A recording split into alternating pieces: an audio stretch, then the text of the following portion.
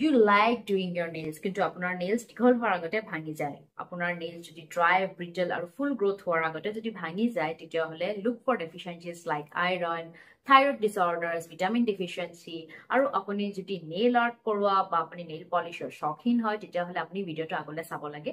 মোৰ নাম doctor Manali, MD dermatologist, আপোনাৰ অসমবাসীৰ ডিজিটেল স্কিন ডক্টৰ। তেন্তে পলম নকৰি ভিডিঅ'টোলৈ আগবাঢ়ি যাওঁ। আজি আমি ভিডিঅ'টোত কথা পাতিম যে কেনেকে সাধাৰণ কেইটামান টিপছ যদি আপুনি ফলো কৰে তেতিয়াহ'লে আপোনাৰ নেইলটো হেলদি হৈ থাকিব। হেয়াৰ বা ফেচ বা স্কিনৰ যত্ন চবে কৰে, কিন্তু নেইলটো বহুত টাইম ইগনোৰ কৰি দিয়ে। এনেকুৱা নহয় যে নেইল কমপ্লেইনটো আনকমন হয়। আমি বহুতেই পেচেণ্ট পাওঁ যাৰ কমপ্লেইন থাকে, নেইলটো ব্ৰিটেল হয়, বহুত সোনকালে ভাঙি যায়। এইটো কিহৰ কাৰণে? প্ৰথম কথা, আপুনি কিছুমান ডেফিচিয়েঞ্চি আপোনাৰ গাত আছে নেকি সেইটো চাব লাগে।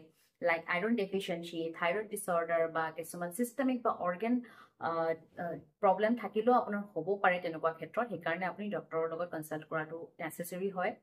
লগতে আপোনাৰ যদি কিছুমান স্কিন প্ৰব্লেমছ আছে লাইক সোৰিয়াছিছ, এক্সিমা, এলোপেচিয়া এৰিয়েটা, এনেকুৱা ধৰণৰ যদি কিছুমান কণ্ডিশ্যন আছে তেতিয়াও নেইল চেঞ্জেছ দেখা পোৱা যায়। সেইটো আপোনাৰ ডাৰ্মাটলজিষ্ট বা আপোনাৰ স্কিন ডক্টৰে সেইটো আপোনাক চাই পেলাই ক'ব পাৰিব। সেইকাৰণে যদি আপোনাৰ সাধাৰণ একো মানে আপুনি যদি কেয়াৰ কৰি পেলাইও আপোনাৰ নেইলছটো ঠিক হোৱা নাই, এইটো বহুত বেছিকে ফ্ৰিকুৱেণ্টলি আপুনি এই কমপ্লেইনটো নটিচ কৰি আছে, তেতিয়াহ'লে আপুনি আপোনাৰ ডক্টৰৰ লগত এবাৰ কনচাল্ট কৰি পেলাই তাৰপিছতহে আপুনি এটা চলিউশ্যন ওলাব পাৰে।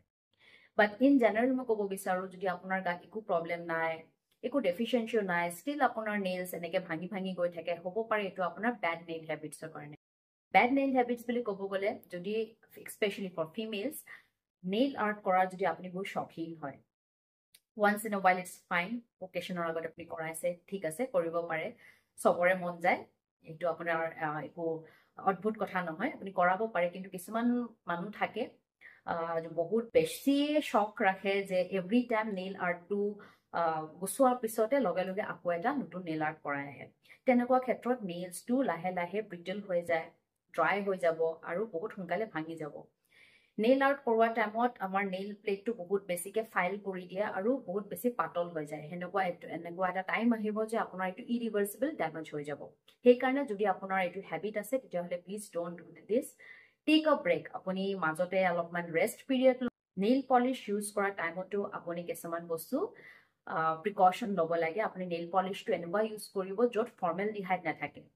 DBP বুলি এটা বস্তু থাকে, সেইটো নাথাকে। এণ্ড টলিন বুলি বস্তু এটা, কেমিকেলছ এটা, সেইটো নাথাকে। এনেকুৱা DBP, toluene and formaldehyde free nail polish আপুনি ইউজ কৰিব।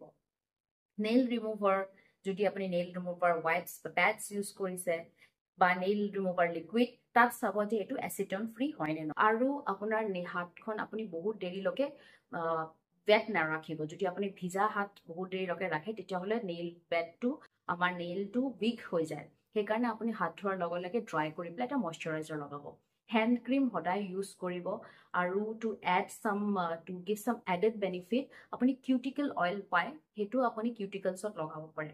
যিটো কিউটিকেলছ আমাৰ নেইলৰ তলৰ এইখিনি পৰ্চনত আপুনি অলপমান সৰু লিটিল এমাউণ্ট আপুনি লগাব পাৰে বেড টাইমত।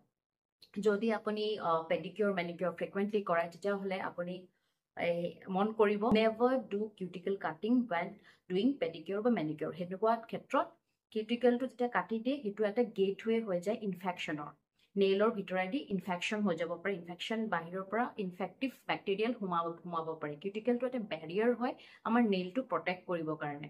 সেইটো জবৰদস্তি সেইটো কাটি পেলাই হাৰ্ম কৰিবলৈ একো দৰকাৰ নাই। চ' আপুনি সেইটো যদি আপুনি কৰাব গৈছে পেডিকিউৰ বা মেনিকিউৰ, হাক দিব যে সেনেকুৱা নকৰে। আপোনাৰ যদি কিবা ডেফিচিয়েঞ্চি হৈ আছে তেতিয়াহ'লে আপুনি biotin rich food like this one, omega rich food বা আপুনি এগছ, তেনেকুৱা ক্ষেত্ৰত আপুনি ল'ব পাৰে। আপোনাৰ নেইলটো হেল্ডি হৈ থাকিব।